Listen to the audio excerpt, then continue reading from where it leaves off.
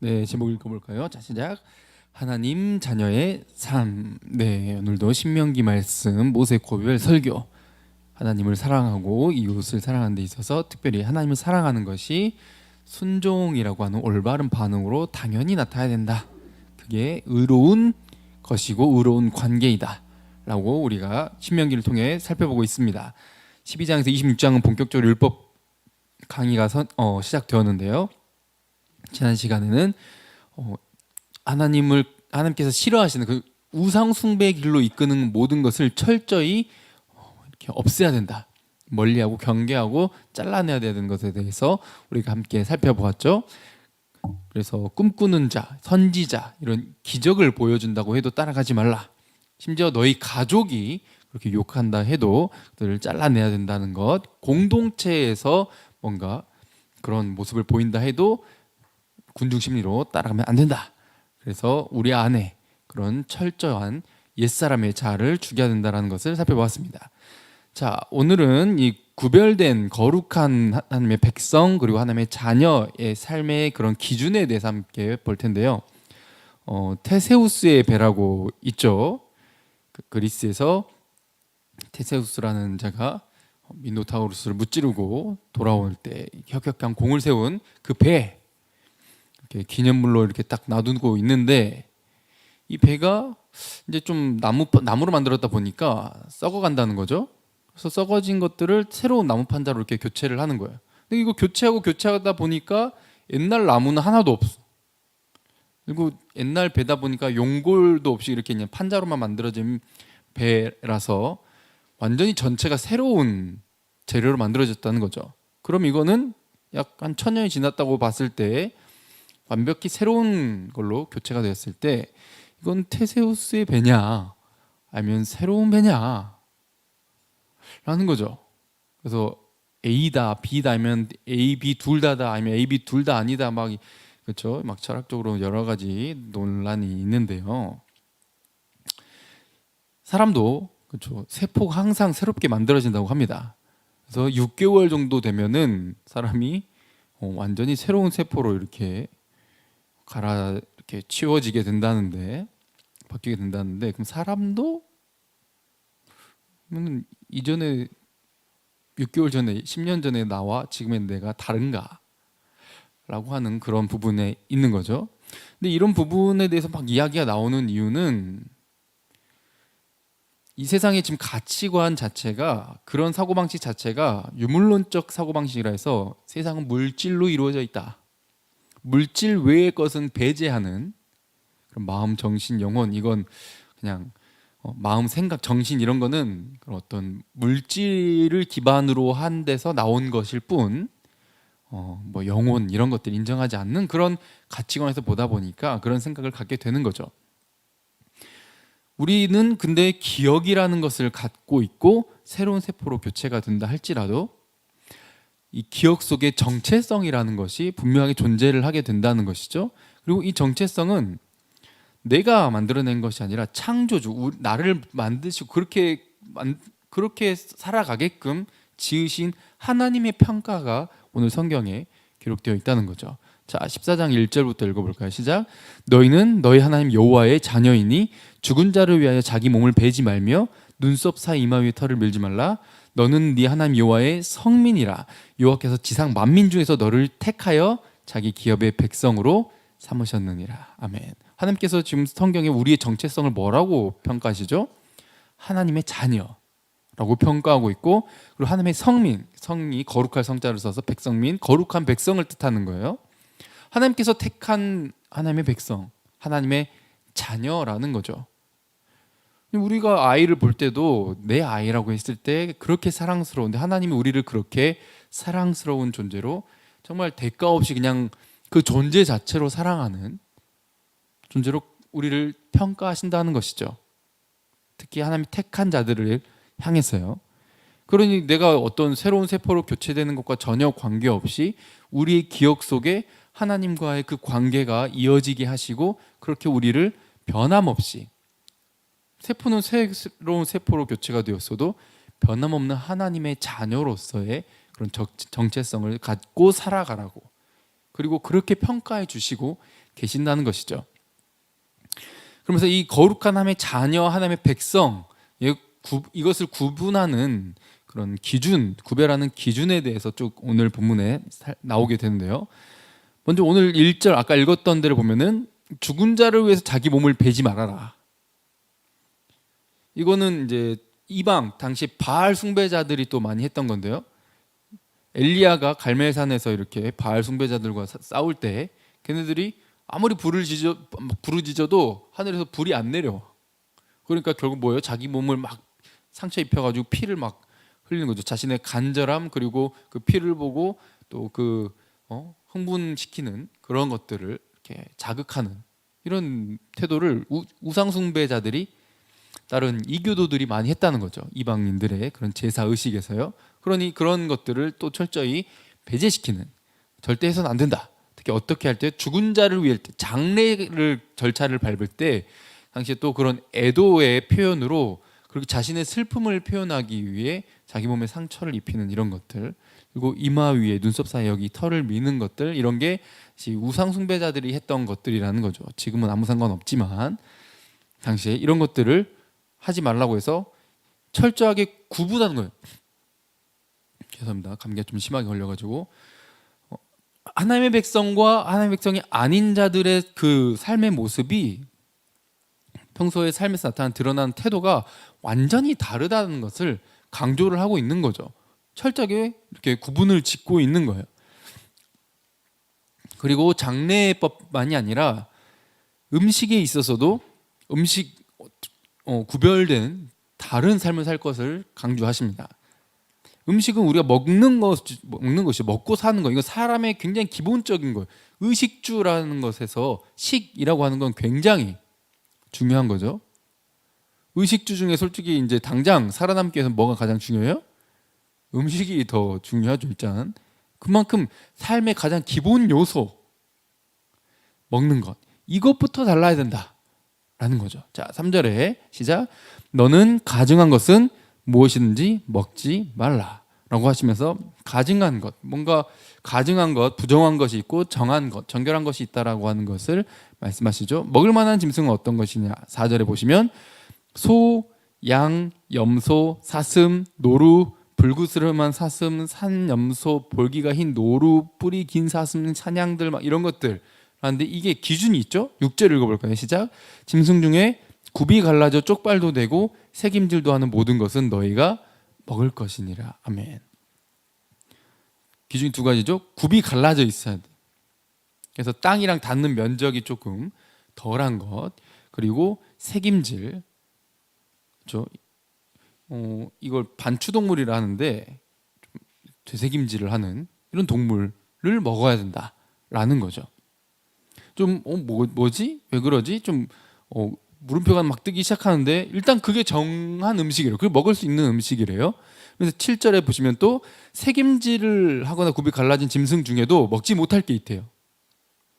그것은 낙타, 토끼, 사반. 근데 사실 토끼는 되새김질을 하는 그런 동물 아닌데 당시에 이제 그 이스라엘 백성들이 봤을 때는 이렇게 먹는 모습이 오물오물 좀 뭔가 되새김질하는 것처럼 보여서 그렇게 판단을 했던 것 같습니다. 그래서 그들이 생각했을 때, 이게 하나님 보실 때가 아니라 그들이 갖고 있는 문화와 정체성을 가지고 이야기하고 있는 것이기 때문에 그런 부분이 생길 수 있다는 점을 기억하시면 되겠습니다.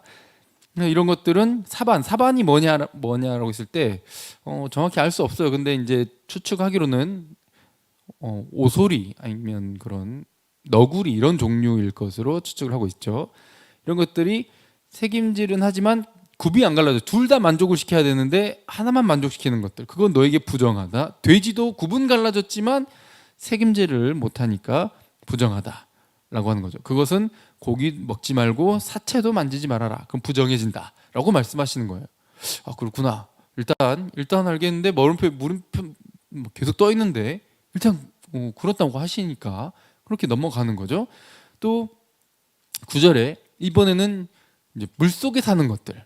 자, 9절에 보시면 물에 있는 모든 것 중에서 이런 것은 너희가 먹을 것이니, 자, 뭐가 있는 것을 먹을 수 있다 그러죠.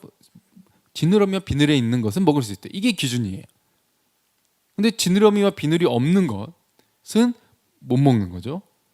뭐 보거, 가오리, 조개, 장어 밑에 그런 게, 저 게 엄청 좋아하는데 또 이런 거 못 먹게 되는 거죠. 땅에 있는 그런 것들 막 잡아먹고 막 미생물, 흙이랑 아무튼 가까운 이런 것들, 이런 건 못 먹게 하셨다는 거죠. 일단 물속에 사는 건 오케이. 또 이제 공중으로 가서 11절에 정한 새는 너희가 모두 먹을 수 있지만 못 먹는 것들에 대해서 쭉 나와요. 뭘 먹을 수 있는지에 대해서는 막 이제 많이 나오진 않는데, 지금 오늘 본문은 레위기 11장이랑 함께 읽으시면 좋습니다. 오늘 다 함께 살펴볼 수는 없지만 여러분들 레위기 11장도 참고하시면서 읽으시면 되겠습니다.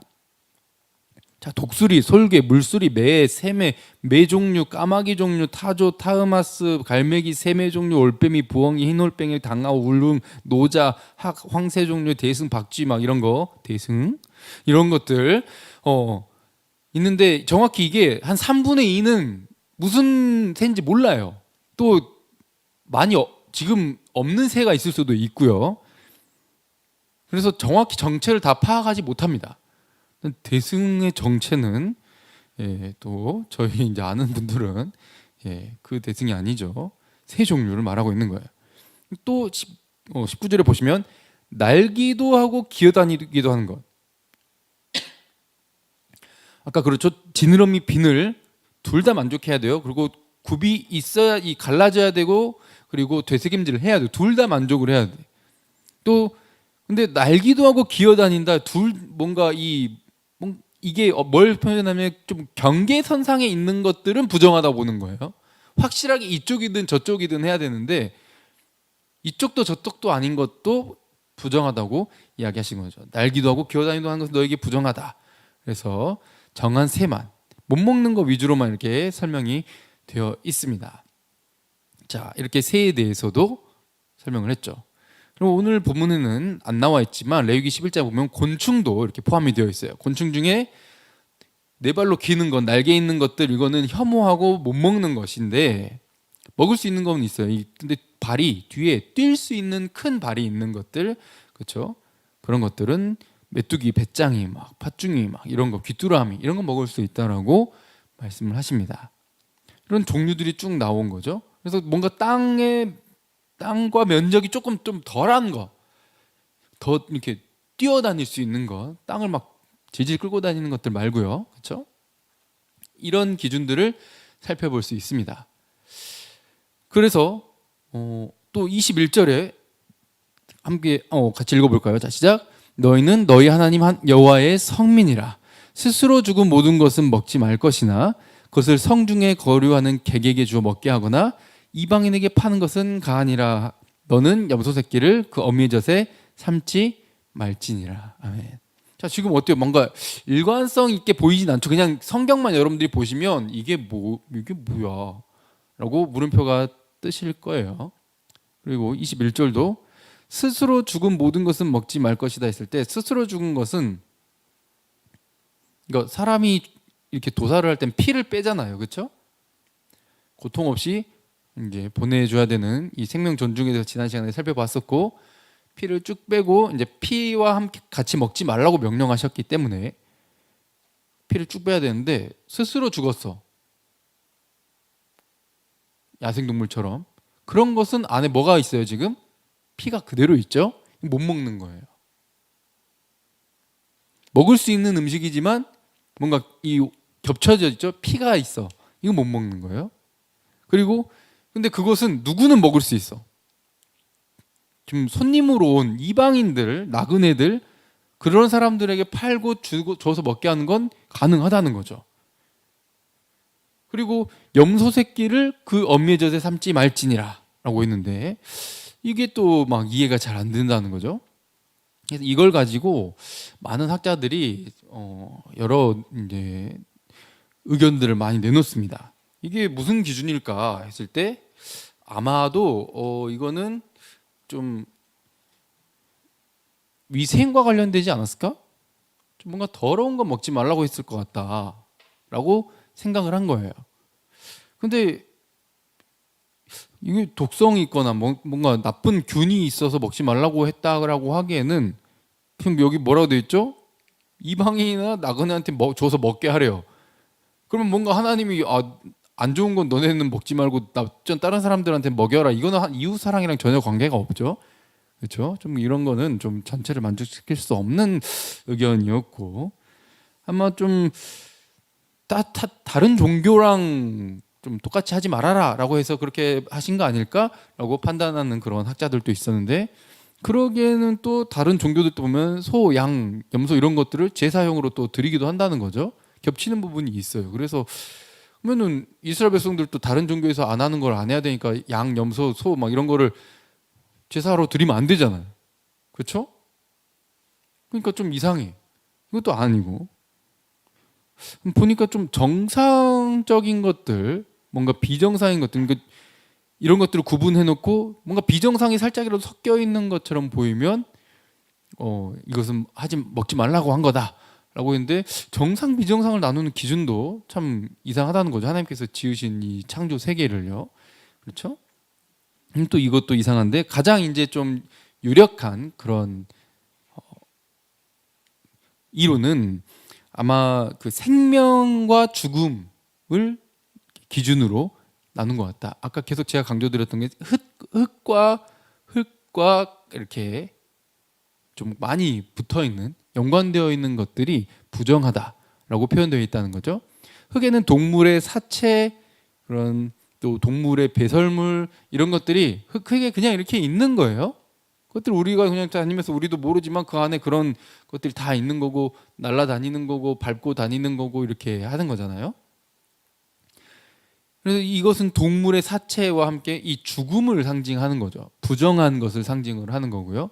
근데 이것과는 좀 면적이 적게 닿아 있는 것들을 생명이라고 이렇게 또 구분을 짓는 거예요. 뭔가 이 생명과 죽음의 그런 경계에 있거나 혼합되어 있는 것들을 부정하다라고 본다라고 하는 이런 이론이 가장 유력하게 지금 그래도 지지받는 이론입니다. 그래서 염소 새끼를 그 어미의 젖에 삶지 말지니라라는 말은, 그 어미의 젖은 뭐죠? 이 염소 새끼를 살리는 거잖아요. 생명이죠. 근데 염소 새끼를 지금 삶아 먹는다라고 하는 것은 죽이는 거잖아요. 이게 같이 혼합되는 이런 것들을 금지시키는 것으로 이렇게 또 본다라고 하는 거죠. 좀 이렇게 봤을 때 일단 이게 유력한 또 가장 지지받는 이론이기는 하지만, 전체적으로 좀 시원하게 이렇게 다 막 100% 모두가 동의하는 그런 것은 아니라는 거죠.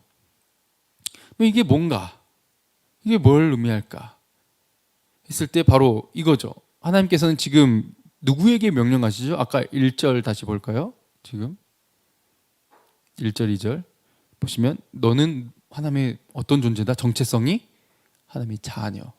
2절에는 하나님의 어떤 존재? 거룩한 백성.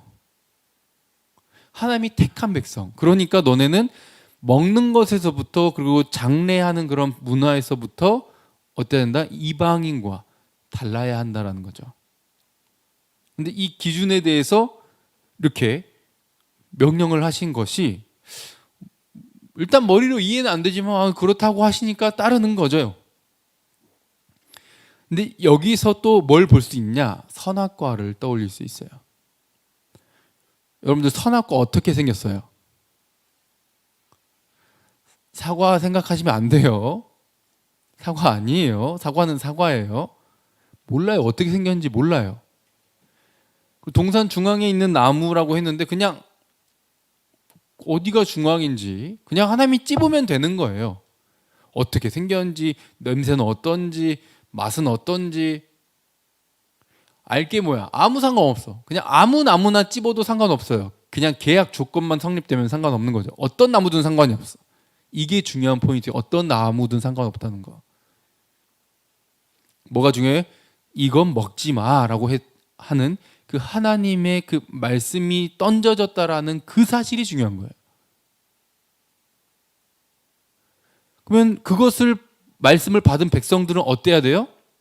그 계약 속에, 그 언약 속에 머무르기 위해서는 뭐 냄새든 맛이든 생김새든 아무 상관없이 이게 내 머리로 이해되든 안 되든 아 그래? 이걸 먹으면은 진짜 내가 눈이 밝아져서 지혜롭게 된다고? 이렇게 생각할 게 아니라 그냥 그 말씀 그대로 받는 거예요. 그래서 그대로 순종하면 되는 거예요. 먹지 말라 그랬으니까 안 먹으면 되는 거죠.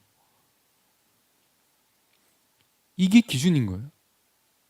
정결하냐 부정하냐라고 했을 때 여러 가지 막 기준들이 이렇게 나오고 우리가 지지받는 이론도 설명을 했지만 정확한 것은 순종하라는 거예요.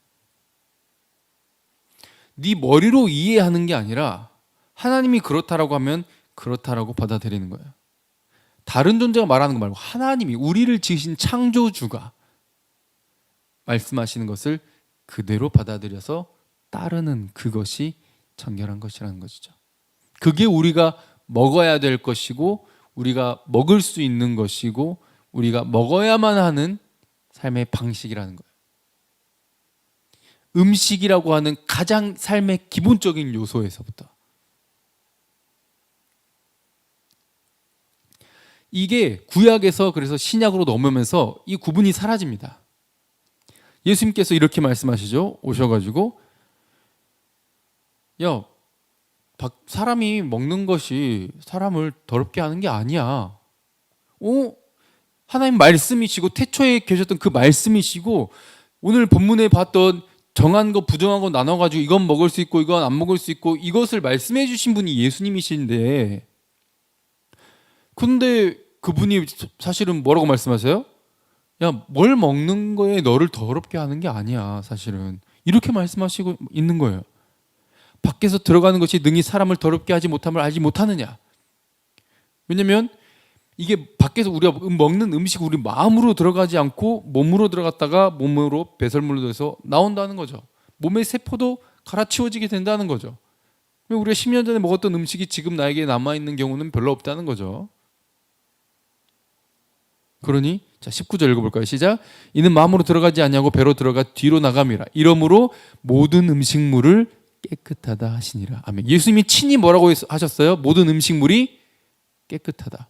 그럼 이제 신약을 사는 우리는 예수 그리스도의 은혜를 받아 하나님의 택함을 받은 거룩한 백성이고 하나님의 자녀가 되는 우리는 음식물 이제 다 먹을 수 있어요? 없어요?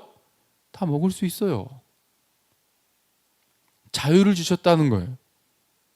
어떤 환경 때문에 우리가 더러워지는 게 아니라 밖의 외부 요인 때문에 우리가 더러워지는 게 아니라 내 안에서부터 더러움이 나온다는 거예요.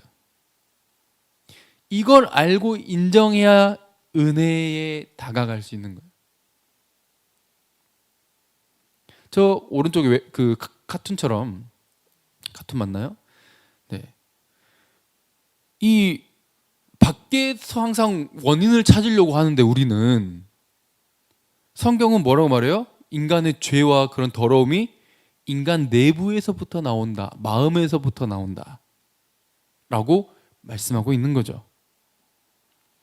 음식 때문에 내가 더러워지는 게 아니라 우리 안에서 나오는 그 온갖 죄에 대한 더러운 생각들, 욕망들, 탐심들 이게 우리를 더럽힌다는 거예요. 그리고 예수님께서 이제 구약의 그런 겉으로 드러나는 형식 그런 규례들을 딱 정확하게 이야기해 주시는 거죠. 모든 음식물이 깨끗하다. 사실 정한 것 부정한 것을 나누는 것이 하나님이 지으신 모든 것이 선하고 좋은 것이니 그것이 중요한 게 아니라 그걸 명령하신 이유, 그 목적, 그 상징적인 의미가 중요하다는 거죠. 그래서 베드로에게도 하나님께서 환상 중에 명령을 하시죠. 구약에 나오는 베드로는 또 유대인이니까 방금 우리가 살펴봤던 그런 음식들을 먹을 수 없어요. 아무도.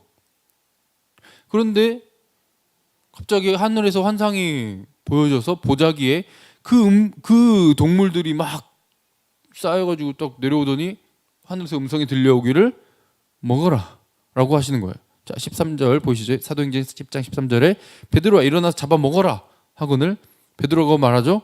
그럴 수 없나이다. 이거는 속되고 깨끗하지 않는 거 아닙니까? 결코 내가 먹지 않을 것입니다 라고 하는데 두 번째 소리가 있죠. 15절에 하나님께서 깨끗하다 하신 것을 네가 왜 속되다 하냐. 그러지 말아라.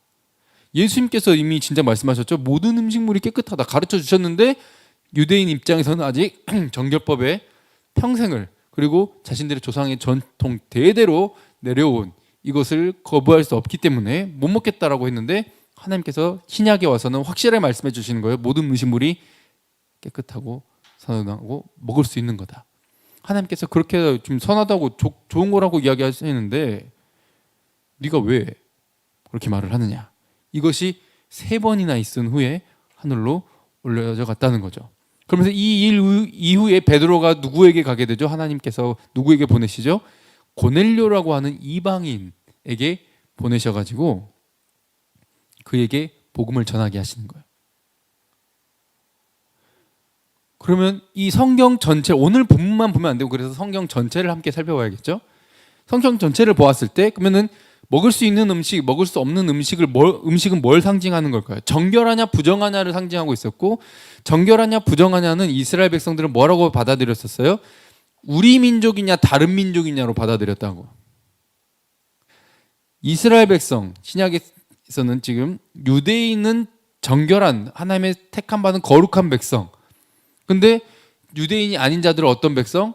사마리아인들은 특히 혼합돼 있잖아. 아까 혼합된 거 살펴봤죠? 피가 섞였어 이방인이랑. 와 얘는 완전히 그냥 이방인들보다 더 더러운 애들이고 이방인들은 뭐 원래 더러운 애들이고 이렇게 생각을 했던 거죠. 근데 하늘에서 음식이 그렇게 내려와서 먹으라고 하셨다라는 것은 이제 하나님께서 모든 자들을 어떻게 하기를 원하신다는 거예요? 깨끗하게 하기를 원하신다. 다른 말로 모든 자를 구원하기를 원하신다. 하나님이 깨끗하다 하신다는 거예요. 유대인들 개념에서는 유대인들이 아닌 저 이방인들은 더러운 것들이에요. 근데 지금 뭐라고 말씀하시는 거예요? 하나님이 깨끗하다는데 네가 뭔데 더럽다고 해? 이제 하나님이 깨끗하다고 하시는 거고 하나님이 그들을 받아들이기를 원하신다는 거예요. 그래서 사도행전에 바로 고넬료와 이방인을 복음을 전하게 되고 그가 예수 그리스도를 영접하게 되는 그런 일이 일어나게 되는 거죠.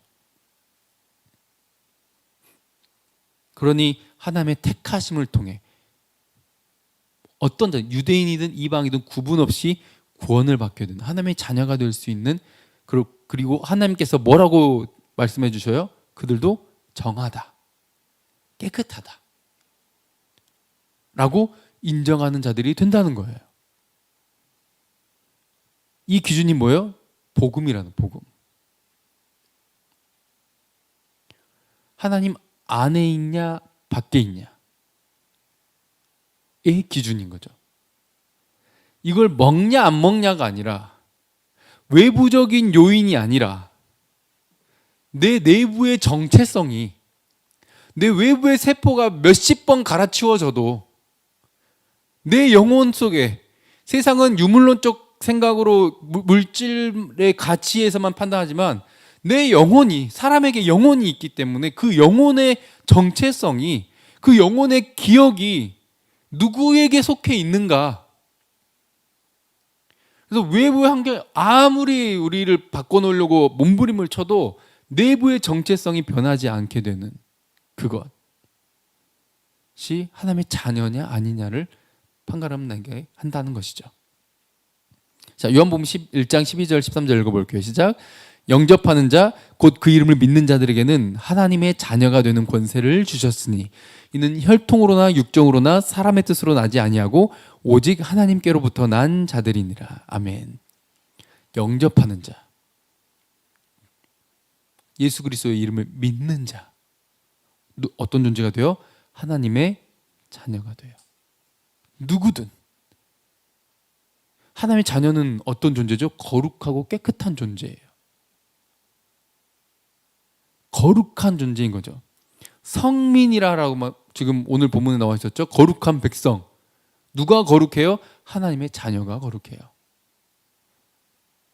누가 이 세상에 감히 거룩하다고 말할 수 있겠어요? 아무도 못해. 근데 예수 그리스도를 믿는 자는 거룩한 거예요. 하나님의 자녀인 거죠. 이게 스스로 거룩해지고 깨끗해질 수 있는 게 아니라 요한복음 1장 13절에는 오직 하나님께로부터 다시 태어나요.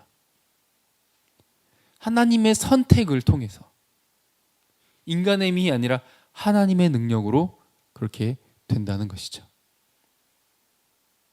자, 오른쪽 그림 보이시죠? 가늠하다 현장에서 잡힌 여인 어때요?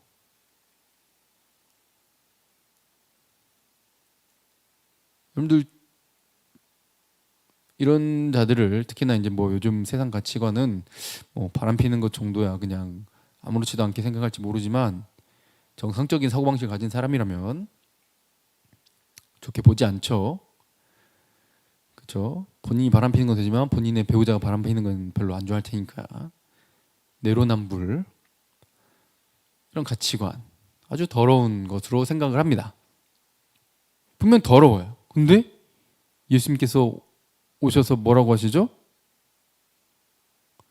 너를 정죄하지 않는다. 다시는 죄를 짓지 마라. 사실 더러운데, 난 더럽다고 알고 있고 실제로 더러운데, 이거예요. 음식 가지고 지금 설명하려고 했던 것은 하나님께서 너희 안에 있다는 거예요. 사실은 더러움이. 그래서 그걸 이것을 구분 지어 놓은 것처럼 보이지만, 하나님은 결국 태초에 천지를 창조하실 때 사실은 모든 것이 거룩하고 깨끗하고 먹을 수 있는 거야.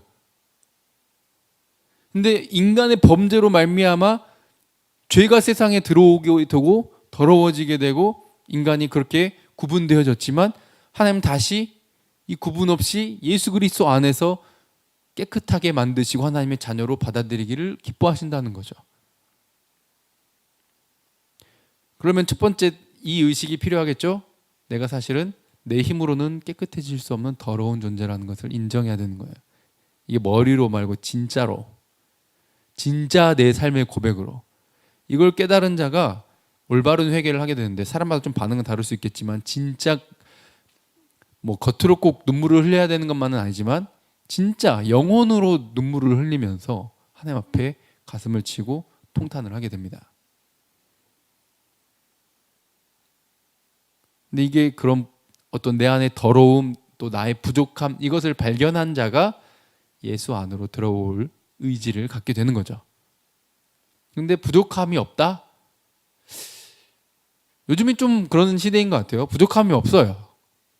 배고픈 일도 별로 없고, 근데 살면서 그래도 경쟁이 좀 뒤처지고 부족함이 좀 있는 존재들이 하나님을 더 잘 만나고 영접하게 될 가능성이 높은 이유가 여기에 있는 겁니다. 가난한 자가 복이 있는 것이죠. 내 힘으로 그 상황에 놓여진 것도 아니고 원해서 된 것도 아니고, 근데 어느 날 정신 차려 보니 하나님을 만나게 되고 나로 깨닫게 하시고 내 죄를 고백하게 하시고 깨끗하게 하시고, 사실은 더러운데 그래서 하나님의 자녀로 받아들여 주시는 거죠. 영접하는 자,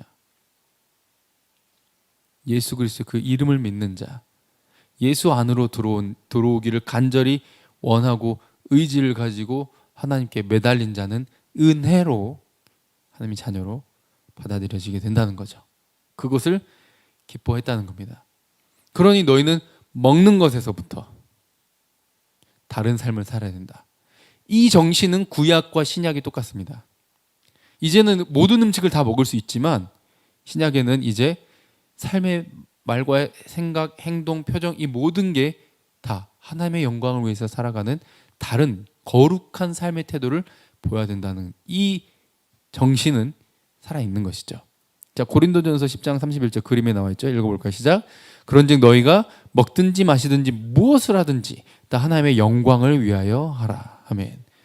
우리는 막 시간 뭐 아니면은 또 뭐 먹는 것, 뭔가 막 장소, 이런 것을 따로 구분 지어야 그나마 좀 이렇게 받아들이고 이해하기 쉬운 존재들이라서 그런 것들도 어느 정도 형식도 필요하지만, 너무 형식 안에 가둬두는 것은, 또 형식 때문에 사람을 괴롭히는 것도 올바른 태도는 아니라고 볼 수 있습니다.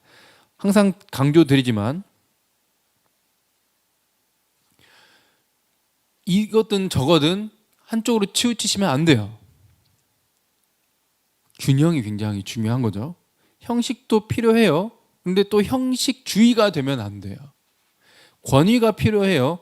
근데 권위주의가 되면 안 돼요. 물질 같이 존재하죠. 필요해요. 음식물 필요해요. 근데 유물론적이 되면 안 돼요. 유물론이 되면 안 돼요. 우리는 하나님의 말씀이 기준이에요. 내 머리로 이해해서 믿는 것은 아니라는 부분을 분명히 말씀드립니다. 모호했던 기준, 왜 그럴까요? 이게 아까 우리 쭉 살펴봤죠? 지금 이 음식 먹을 수 있고 안 먹을 수 있고 뭔가 기준이 뭔가 이해는 되지 않는데 일단 그러라고 하셔요.